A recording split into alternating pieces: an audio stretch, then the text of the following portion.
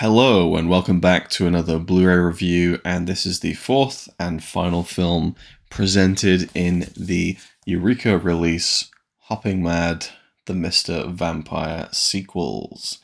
We are now at Vampire vs. Vampire from 1989. Less a traditional sequel to the original Mr. Vampire series, more of a spin-off slash rip-off of sorts. And we're going to talk about it, and then in the next video I'll be talking about the whole set, the commentaries, the extras, and kind of wrapping up my final thoughts on the series. What a blast this has been so far.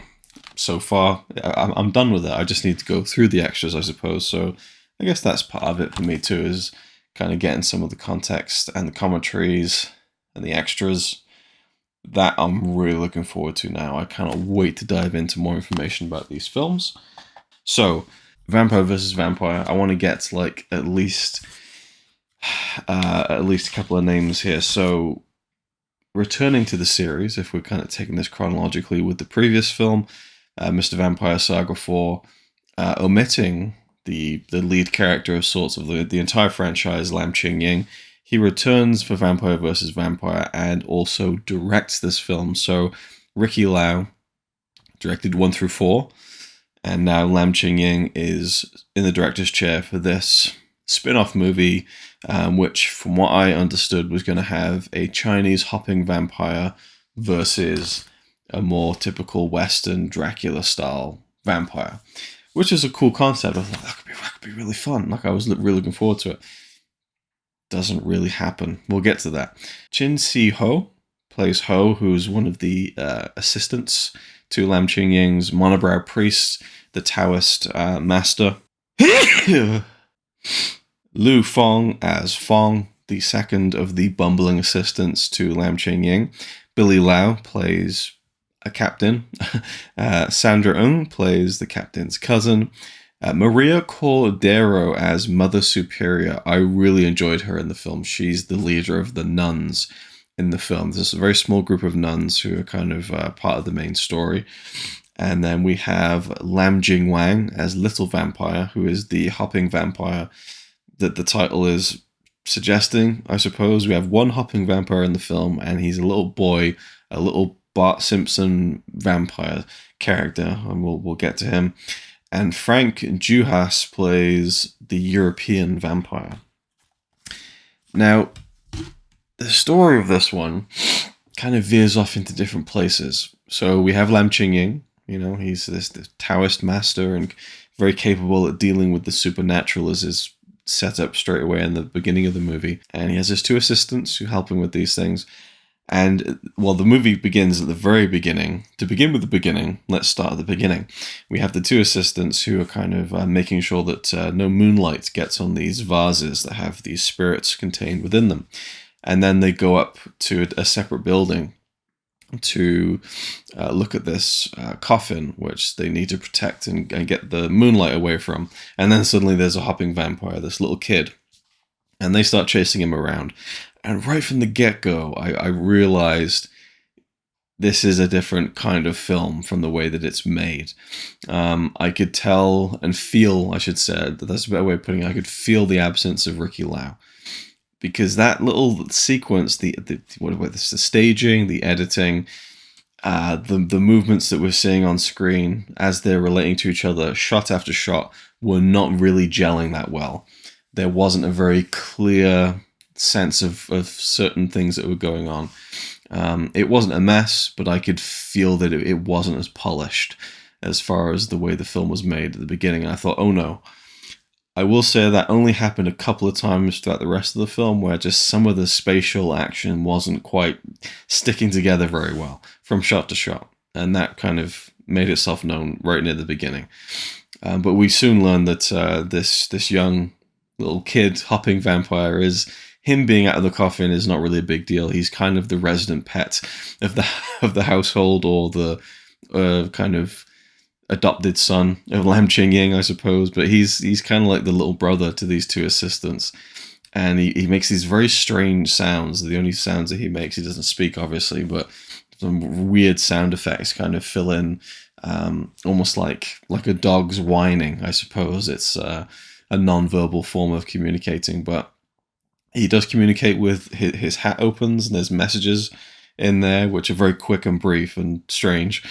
And obviously body language kind of infers some of his feelings, and he's just kind of hanging around and kind of getting up to mischief. And he kind of reminded me of my cousin's son, her eldest, who to me, the older he got, just looked more and more like Bart Simpson in terms of look, and also you just get the sense of that attitude, that little mischievous twinkle in the eye. And that's what this young vampire character felt like to me, a bit like a vampiric Bart Simpson, if vampiric is even a word nowadays, if it isn't. And the European vampire doesn't come into the film until, like, I want to say like the third act. I just don't feel like the film is laid out very well. Kind of episodic at times. You get these little interludes. Billy Lau, who's back again for this one, he plays this captain.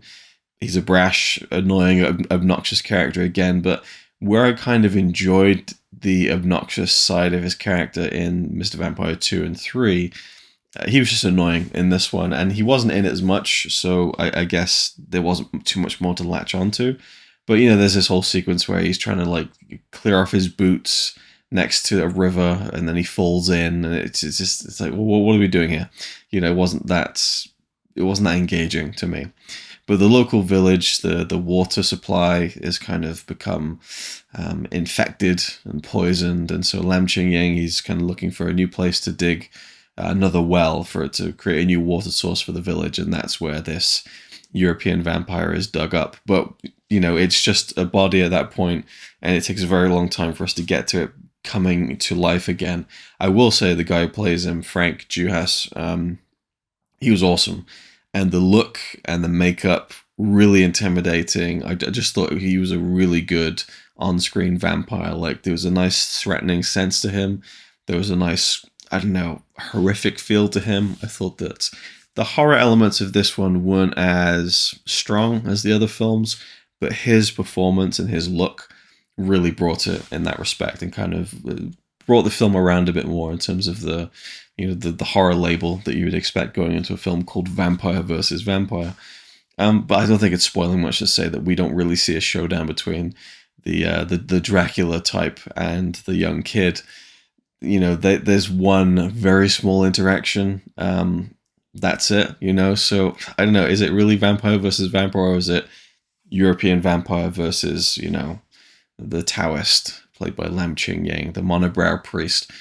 So there are these nuns who are they're trying to get this church built or rebuilt, and that's the source of bats and previous priest, or I guess it'd just be a normal Christian priest who was there and working in it, battled with this vampire and ended up putting a stake through his own heart and stuff. So there's this kind of nice little hint of there's some backstory there without really force feeding it to you or holding your hand too much. But the nuns were kind of fun characters, actually, and so what was her name? Maria Cordero plays Mother Superior. She was one of my favorite characters of the film. She had a bit of life to her, and very boisterous and fiercely protective of her sisters, and I like that. I thought she was a good character. I really enjoyed her, and there's a pretty funny sequence where she turns up with her nuns to see Lam Ching-Ying, and he is not expecting female company, and he's been caught slightly underdressed, and so he's desperately trying to keep them away from him, and I like that. It was kind of it almost felt like a kind of silent comedy kind of routine. I enjoyed it. There's some good comedy in the film, for sure. And there's also a really good sequence in the beginning, which, again, is kind of almost unrelated to the rest of the film, but I guess it shows, again, Lam Ching-Ying's abilities and how adept he is at dealing with supernatural foes. There is this spirit that's haunting a tree nearby, a banana tree, I think. And so he gets one of his assistants to kind of lure it out by because he's a virgin, and to put this red string on his foot and stuff, and he gets seduced, and then Lam Ching-Ying comes in for the rescue. But they do this kind of rotoscoping animation on the to show this spirit, and it's kind of cool in short bursts, but then they really over egg it, and it becomes a bit silly visually. I think it just looks. It actually reminded me. This is a way off reference if anyone gets this. It reminded me of the film, the documentary Cinemassacre 200, where James Rolfe, aka the Angry Video Game Nerd, talks about how one of his early cameras had a function where you could, I think it was you place a screen over a TV and then you film it, and you can write stuff to kind of imprint credits to put into your videotapes. And then he realized, well, if I can do text, then I can just draw anything. And so he would draw monsters and stuff, and it'd be like, just very primitive, lo-fi home movie visual effects. And it kind of felt like that in this sequence the more that they went to it. But, the Lam Ching-Ying's flying all over the place, and that stuff was really fun. So they're just a mixed bag, this film, I think. I did enjoy it. I probably would watch it again, because I just think this Lam Ching-Ying, this guy, he's just so fun to watch. Like, he commands the screen. He feels so self-assured in what he's doing with all of these little tricks of the trade and kind of his powers as this Taoist priest who dealing with the supernatural. I just liked it. I really like, he saved the film for me. If he wasn't in it, and there wasn't a similar character, an analog to that character who was as competent and enjoyable to watch on screen, then I probably wouldn't have liked the film. I think that him being there is a really solid foundation that holds everything together. But I just think, again, it felt like pieces that weren't fitting together very well for the most part. And I liked the pieces. I just didn't think the whole gelled, that well together overall. But that I did like that sequence with there was, especially when the ghost, the spirit, she saw her own reflection. That was really cool and kind of unnerving, actually. So that was actually a really genuine kind of, like, it gave me shivers a little bit. That's probably the only moment in all four movies where I actually got like a genuine kind of like, that's a bit, it's a bit eerie. But once the European vampire comes into it, I think that the film really picks up steam. It has more focus then. But I also think that by the end, you're left with unresolved threads, even more so than some of the other films where, the captain's character kind of disappears. We never see him again. That doesn't really get resolved. And there's also a side plot with the Lam Ching-Ying's two assistants. One of them is kind of, he becomes possessed by the spirit of this woman who was attacked and sexually abused, murdered. And so to bring peace to this spirit and to bring about reincarnation, he has to go and find her body. And he's unsuccessful. So Lam Ching-Ying builds this big lantern that will lead them to her body. They find it, they recover it, and that's when they cross paths with the Dracula-esque vampire. And everything goes south. And then the whole thing about the woman's body is never really brought up again. So I feel like they started these things and then they wouldn't really follow through with them. And once again, like all the other films in this set, and maybe in this, I'm intrigued now to go back to the original Mr. Vampire to see how it stacks up against some of the tropes of these films, but also, does it end like all of them without really giving you a coda to what happens to the characters after the climax?